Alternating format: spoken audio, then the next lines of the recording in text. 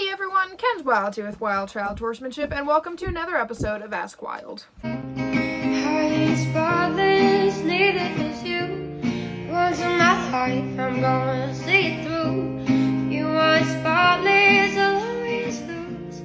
Don't want love, I want the truth. Before we begin, I'd like to introduce Miss Zoe as well as Mr. Cash. We have two other dogs as well, Buster and Echo, that may or may not make an appearance throughout this video, so we shall see. Also, don't forget to check out our merch store. We've got a lot of cool stuff there, and I have the link to that in the description, so definitely go check that out. Today, we have a question from somebody on TikTok by the name of Alaskan Equestrian.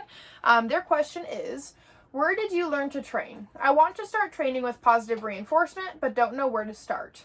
Thank you for asking this question. All right, so many people out there have like these misconceptions about positive reinforcement. They think that it creates pushy horses. They think that it sours horses. They think that it can make aggressive horses. And they have all of these misconceptions about positive reinforcement that are not true. However, these misconceptions come about from people who try to apply positive reinforcement, but they do it correctly. And so that is where learning how to train with positive reinforcement correctly is where you're going to start getting like all of these positive things and all of these correct things about positive reinforcement.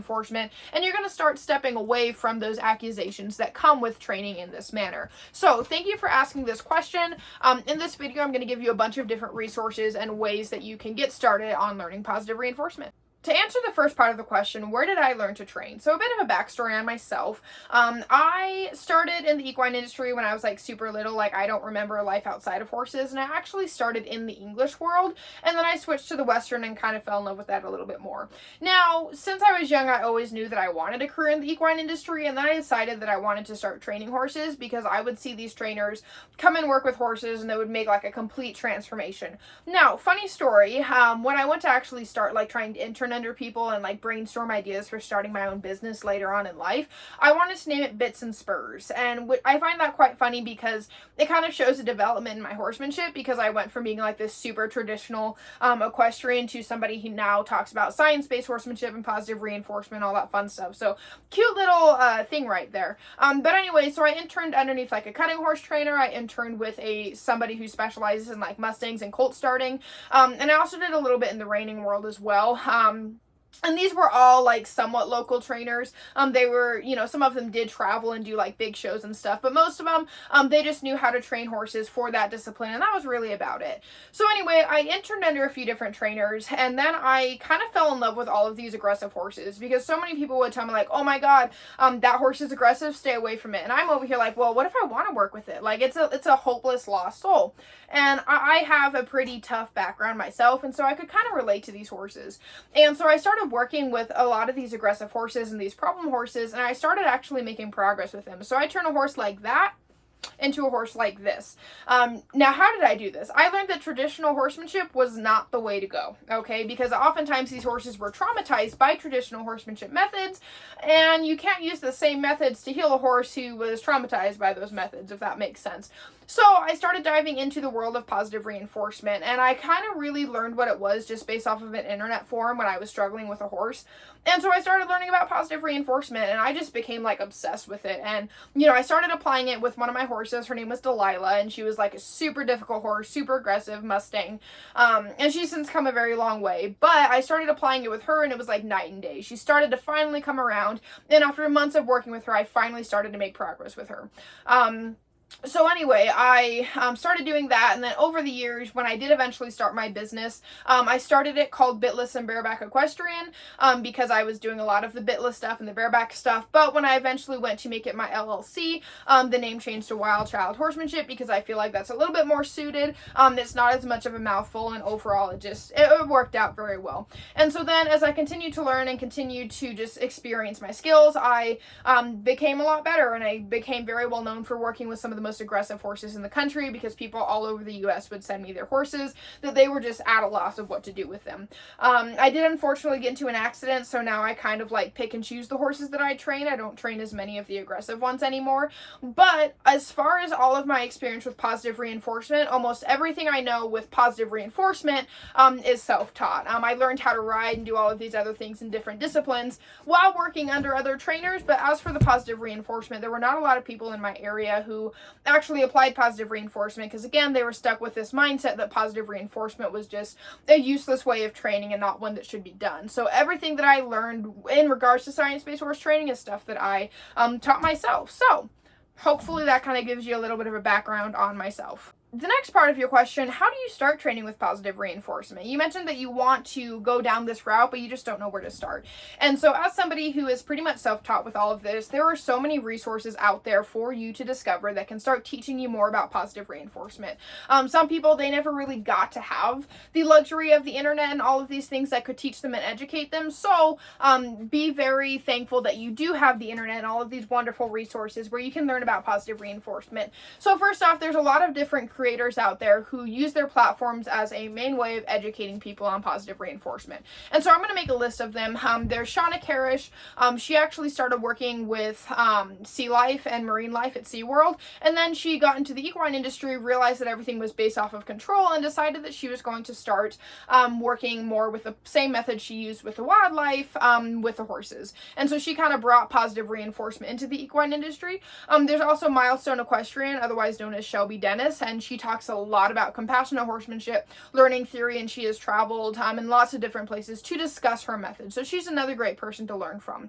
Warwick Schiller, he started off as a more traditional cowboy type thing, and he did a lot of the traditional methods, but at some point he started to learn more about positive reinforcement and science-based training, to the point where he threw everything that he knew away and started to learn more about these different ways of training. And now Warwick Schiller also makes a lot of stuff about positive reinforcement and kinder horsemanship methods. He does still use a lot of negative reinforcement, but he has switched a lot to doing a lot of these kinder methods. There is also the Willing Equine, otherwise known as Adele Shaw, and she talks a lot about positive reinforcement, kinder ways of doing things. She's got a podcast, she's got lots of videos, and I'm pretty sure she also has an academy out there that you can subscribe to learn a bunch of different things.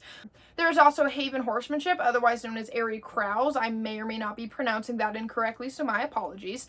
And she also has an academy out there, some resources where you can actually get certified under positive reinforcement training, and she's got a lot of super cool stuff out there. I love her to death. There's also Horse Charming, which is actually a network of different equine professionals who utilize positive reinforcement in their training.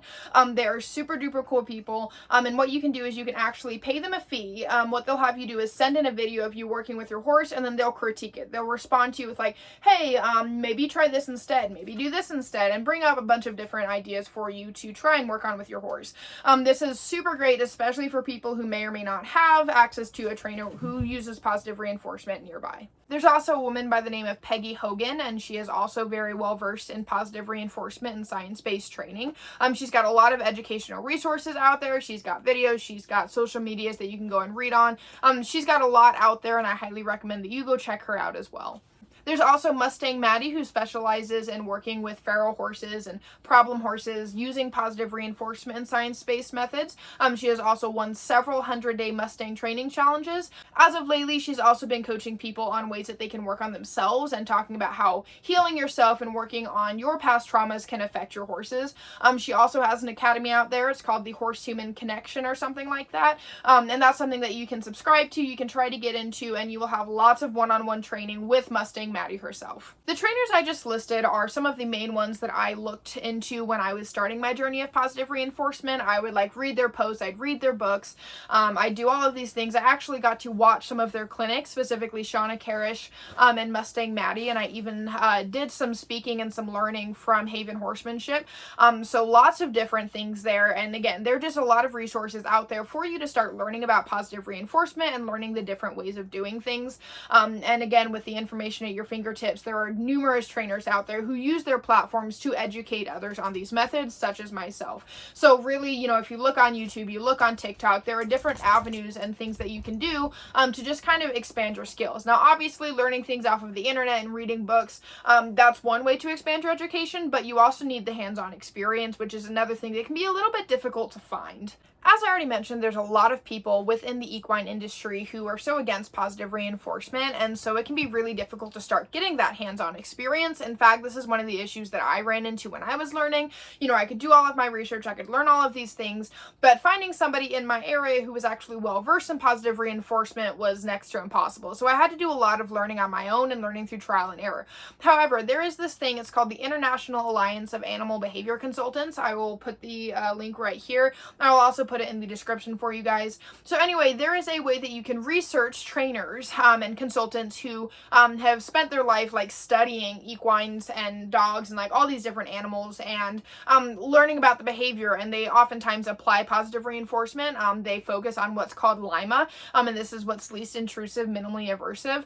They have a lot of different resources out there, and again, you can use their trainer search to try and find somebody in your area. But if not, you can go down the self-taught route, which is exactly what I did, because I also didn't know about the IAABC at the time.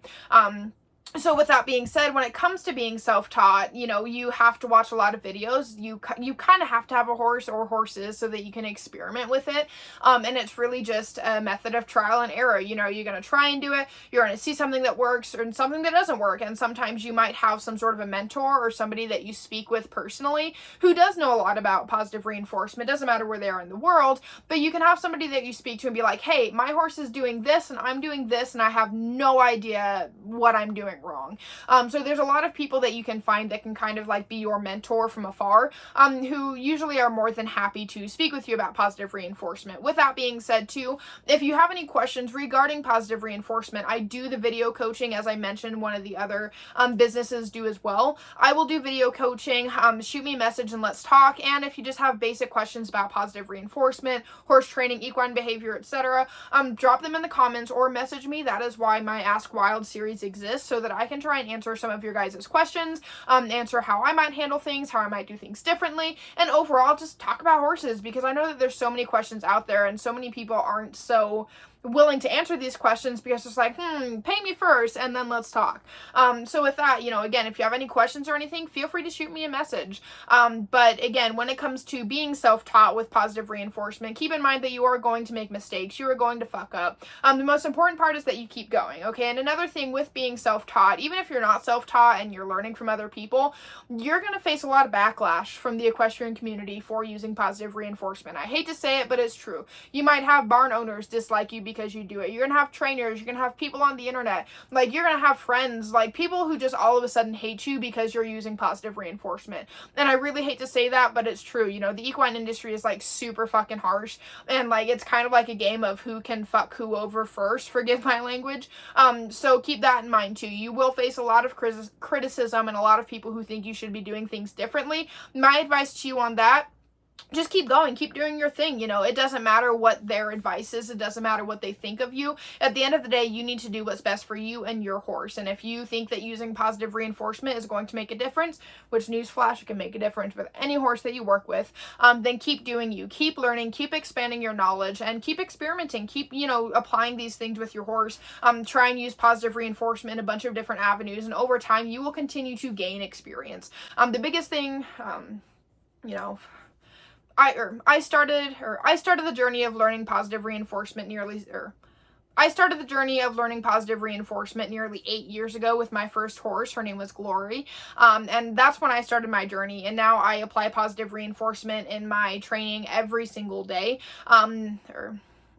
I started my journey with positive reinforcement nearly 8 years ago, and I started using it with my first horse, Glory. And now that I have been running my business for several years and I have been training professionally for quite some time now, I use positive reinforcement in my everyday life. However, I am still trying to expand my knowledge. I'm still trying to learn new things.